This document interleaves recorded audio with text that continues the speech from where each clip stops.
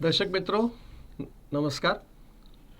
હું પ્રાધ્યાપક શિરીષ કુલકર્ણી, MS યુનિવર્સિટીમાં હેડ ઓફ ધ ડિપાર્ટમેન્ટ હતો, accounts department, faculty of commerce, અને પાછળથી સરદાર પટેલ યુનિવર્સિટી વલ્લભ વિદ્યાનગર ખાતે વાઇસ ચાન્સલર હતો.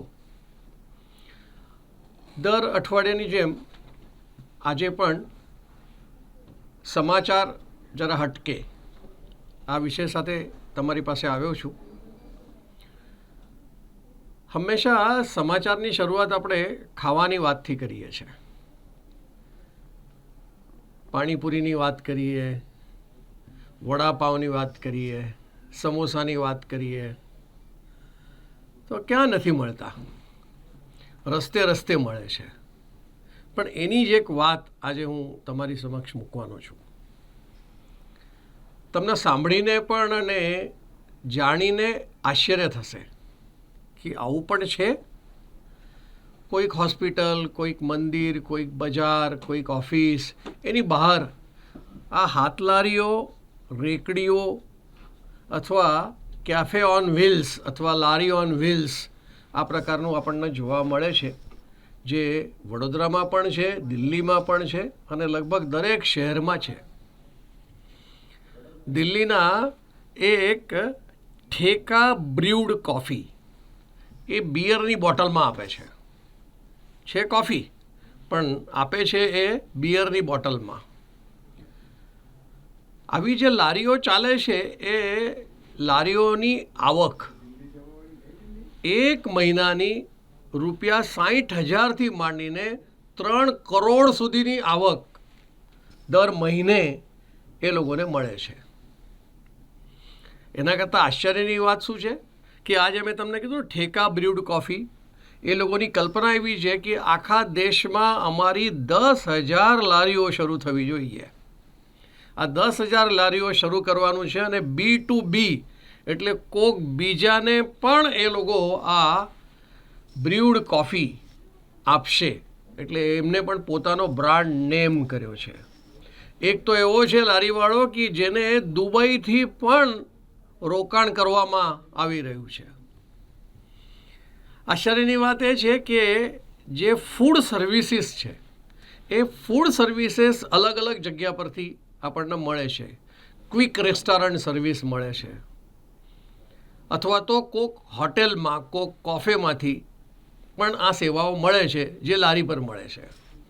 પણ આ લારીઓનું જે કોન્ટ્રીબ્યુશન એ સરવાળામાં તો 29% ફૂડ સર્વિસીસમાં આ એકલી રેકડીઓ અને લારીઓનું છે. અને જે મોટા મોટા કહો, રેસ્ટોરન્ટ કહો કે હોટેલ કહો, હોટેલને તો બાદમાં રાખીએ કેમ કે એમાં તો રહેવાની વ્યવસ્થા હોય છે, પણ જે રેસ્ટોરન્ટ છે એ રેસ્ટોરન્ટની અને કેફેની મળીને 3% સરવાળે આવક જોવા મળે છે. એટલે આ રેકડીઓનું પ્રભુત્વ કેટલું વધી ગયું છે એનો વિચાર કરો. આવી જ રીતે હમણાં 14 તારીખે વેલેન્ટાઇન ડે થયો. એના પહેલાં 7મી ફેબ્રુઆરીએ રોઝ ડે થયો. એક બ્લિંકિટ નામની કંપની છે વિદેશની, એનું ચોકલેટ હતું.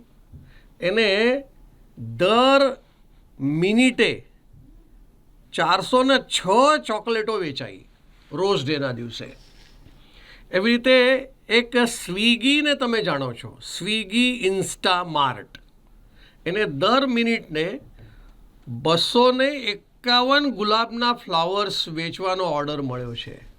એટલે કેટલું પ્રચલિત આ વેલેન્ટાઇન ડે અને રોઝ ડે છે એ આખું અઠવાડિયું 7 થી 14 સુધી ચાલે છે અલગ અલગ દિવસોમાં. વોલમાર્ટનું નામ આપણે બધા જાણીએ છીએ, અમેરિકાની બહુ મોટી કંપની છે. પણ આશ્ચર્ય થશે, એ જ વોલમાર્ટ ભારતમાંથી ફૂડથી હેલ્થ સુધીની બધી આઇટમો ખરીદીને પોતાના વોલમાર્ટમાં અમેરિકામાં પણ વેચે છે. ભારતની સાયકલો છે, પહેરવાના કપડાં છે, વેપારી માલ છે, સુખકારી વસ્તુઓ છે, લગભગ $30 બિલિયન એ ભારતમાંથી લાવીને અમેરિકામાં વેચે છે. આવી સ્થિતિ છે. વચ્ચે કદાચ તમે સાંભળ્યું હશે, કોઈક બહુ મોટી કંપનીએ LICને નુકસાનમાં લાવી દીધી. ભારતની પ્રજા LICમાં ખૂબ વિશ્વાસ મૂકે છે, પણ આ જે મોટી કંપનીએ છે એનામાં નાણાં રોકવાથી એ બરબાદ થઈ ગયું છે LIC. એના કરતાં સાવ વિરુદ્ધના સમાચાર આજે હું તમારી સામે મૂકવા જઈ રહ્યો છું. LICનો નફો ગત વર્ષે 49%, 9,500 કરોડનો થયો. એ નફો ગત વર્ષે LICનો ફક્ત 6,500 કરોડ હતો. એટલું જ નહીં, પણ LICના શેર અત્યારે 1,100 રૂપિયાની પાર ગઈ ગયા છે. BSE કહો કે NSE કહો, આ બધામાં LICના શેરની કિંમત છે એ 1,100 રૂપિયાની ઉપર છે.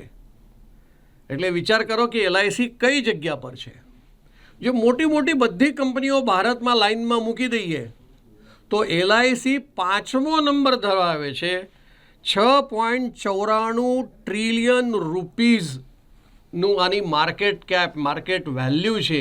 એ ધ્યાનમાં આવે છે કે LIC કેટલી મહત્ત્વની થઈ ગઈ છે ભારત માટે, કે જ્યારે 5મી કંપની આ મોટામાં મોટી ભારતની થઈ ગઈ છે. એટલું જ નહીં, એને જે ઇન્કમ ટેક્સ ભર્યો છે ને એમાંથી એને રિફંડ મળ્યો. કેટલો રિફંડ મળ્યો ઇન્કમ ટેક્સમાંથી? 21,000 કરોડ રૂપિયાનો રિફંડ આયકરનો LIC કંપનીને મળ્યો. છતાં એ લોકોને સંતોષ છે એવું નથી. એ લોકો કહે છે કે અમારું રિફંડ 25,000 કરોડ થાય છે એટલે અમે ફરીથી આગળ વધશું. એક ગંભીર વિષયની બાબતમાં તમારા બધાનું ધ્યાન દોરું છું. જે અત્યારે ઇન્કમ ટેક્સ ભરે છે, દાખલા તરીકે જેની આવક વાર્ષિક 7 લાખ કરતાં વધારે છે, એવા લોકો માટે એક ચેતવણી તરીકે ખૂબ ધ્યાનથી અને સમજીને આગળનો વ્યવહાર કરવાનો એ વિચારજો. દાખલા તરીકે આપણા બધાની પાસે આધાર કાર્ડ છે અને એ આધાર કાર્ડ લગભગ બધે લિંક થયેલા છે. ઇવન આપણા પાન કાર્ડ સાથે પણ લિંક થયેલા છે, GST સાથે લિંક થયેલા છે. તમારા ગમે તે પ્રકારના વેરાની સાથે આ આધાર કાર્ડ લિંક થયેલું છે. એટલે આજની સ્થિતિ એવી છે કે જે કોઈ વ્યક્તિ વ્યવહાર કંઈ પણ કરે એ સરકારના નજરમાંથી બાકાત નથી. એક સ્ટેપ આયકર વિભાગમાં લેવામાં આવી છે જેનું નામ છે AIS, એન્યુઅલ ઇન્ફોર્મેશન સ્ટેટમેન્ટ. એ અત્યારે 3 વર્ષથી આવે છે. એમાં શું લખે છે કે તમે જે રિટર્ન ભર્યું છે એ વેરીફાઈ કરજો કે જે તમે લખ્યું છે અમારી આવક આટલી અને આ તમારું એન્યુઅલ ઇન્ફોર્મેશન સ્ટેટમેન્ટમાં કંઈ જુદું તો નથી ને, જેથી કરીને તમારે ફરીથી જો તમારા રિટર્નને અપડેટ કરવાનું હોય તો એના માટે સવલત આપવામાં આવી છે. હવે આયકર વિભાગ એક સ્ટેપ આગળ વધ્યું છે. જો કે આ જે મેં તમને એન્યુઅલ ઇન્ફોર્મેશન સ્ટેટમેન્ટની વાત કરી એમાં અત્યારે માર્ચ 31 પહેલાં 3 લાખ આ એન્યુઅલ ઇન્ફોર્મેશન સ્ટેટમેન્ટ વેરીફાઈ કરવામાં આવવાના છે. એક સ્ટેપ આગળ વધે, એક ડગલું આગળ આયકર વિભાગ ક્યાં ગયું? જે આ વખતે ફક્ત 7 લાખ કરદાતાઓના માટે એક નવું સ્ટેટમેન્ટ લઈને આવ્યું છે અને સ્ટેટમેન્ટનું નામ છે મિસમેચ સ્ટેટમેન્ટ.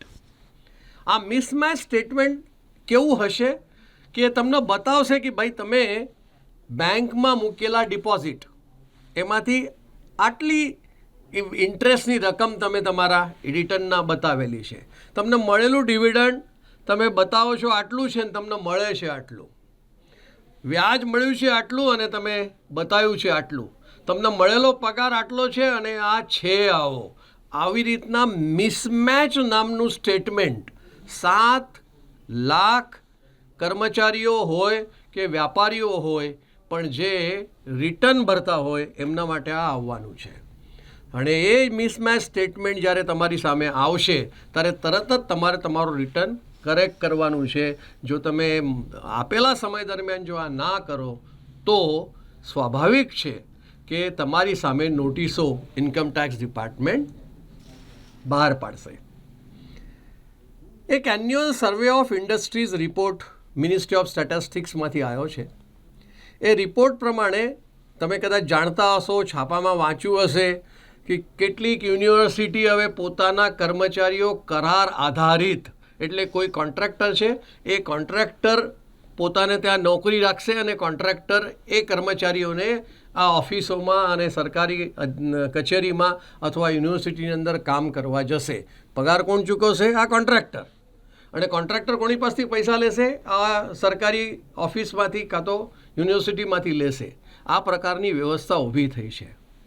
સરવાળે 13.5 કરોડ વર્કર્સ છે, જેમાંથી 2.5 લાખ જે છે કારખાનામાં છે અને 54 લાખ લોકો કરાર આધારિત છે. 40% લોકો જે છે વર્કર્સ છે એ કરાર આધારિત છે, એટલે 60% જે છે રેગ્યુલર પરમાનન્ટ જેમને નોકરી મળી છે એવું કહેવાય.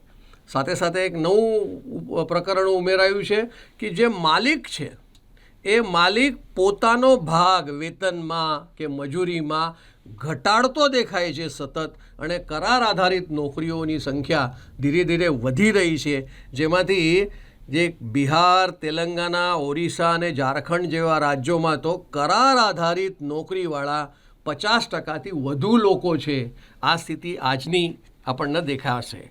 એવી જ રીતે નેશનલ સેમ્પલ ઓર્ગેનાઇઝેશન NSO એના ડેટા આધારે પિરિયોડિક લેબર ફોર્સ સર્વેનો રિપોર્ટ એક આવ્યો છે, જે એપ્રિલ-જૂન 2021માં આવ્યો હતો. ત્યારે બેરોજગારીનો દર 12.6% હતો. તે ઘટીને ઓક્ટોબર-ડિસેમ્બર 2023માં 6.5% આવ્યો.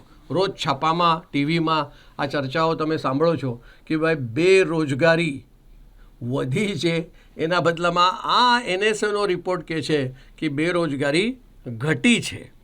એવી રીતે બ્લૂમબર્ગનો એક ડેટા આવ્યો છે, જેમાં એ હંમેશા ટીવીમાં જે સમાચાર હોય છે ને એ મોંઘવારી અને બેરોજગારી એની વિરુદ્ધમાં જે રિપોર્ટ સામે આવી રહ્યા છે એ રિપોર્ટ એવા કહે છે કે ભારતમાં દેશ આખાનો મોંઘવારી દર, જે થોડા દિવસ પહેલાં આપણે વાત કરી ત્યારે 5.9% હતો, પણ એ અત્યારે ડિસેમ્બરે જે ક્વાર્ટર પૂરું થયું એમાં 5.1% આવ્યું.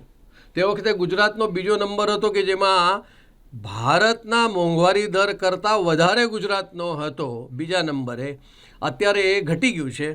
અત્યારે ઓરિસ્સા ફરીથી 7.55% મોંઘવારી દર ઓડિશાનો છે અને ગુજરાતનો 6.21% રહ્યો છે. આવી રીતે આ જ મોંઘવારી દરમાં જે વિકસિત દેશો છે એ વિકસિત દેશોમાં UK 4%, Japan 2.6%, United states 3.4%, German 3.1%, આવી રીતે વિકસિત દેશોનો આ મોંઘવારી દર છે. પણ જે વિશેષ મોંઘવારી દરના વિષયમાં કહેવાનું છે, ચાઇનાનો -0.8 છે, એટલે મંદી ચાઇનાની અંદર વધી રહી છે. એ અત્યારે આ આંકડા પરથી આપણને દેખાય છે. હમણાં થોડા દિવસ પહેલાં આપણા માનનીય વડાપ્રધાન UAEમાં ગયા હતા. એ તમે કદાચ સાંભળ્યું હશે, જોયું હશે ટીવી પર. તો ત્યાં એક ઉદ્ઘાટન અમને કર્યું. ભારતનો UPI અને રૂપે આ શ્રીલંકા, મોરેશિયસ અને UAEમાં પણ લોન્ચ થયું છે. આપણા સારા માટે, ગર્વ માટેની આ સમાચાર છે કે ભારતનો UPI જો વિદેશોમાં ચાલતો હોય તો કેટલી સારી વાત છે. એક કંપની જે ONGC એક આપણો સ્ટાર છે, રત્ન છે, એ ONGCએ વેનેઝુલાની ક્રૂડ ઓઇલ કંપનીમાં 40% શેર્સ ખરીદેલા હતા. એના પરથી એને જે ડિવિડન્ડ મળે છે એ $600 મિલિયન મળવાનો છે. તો ONGCએ શું કહ્યું કે ભાઈ અમને આ ડિવિડન્ડ ડોલરમાં નથી જોઈતો, તમે આ $600 મિલિયન ક્રૂડ ઓઇલ અમને તમે આપો, એ અમારા દેશ માટે સારું ગણાશે. અસ્તુ, અહીંયા હું વિરામ લઉં છું. આભાર.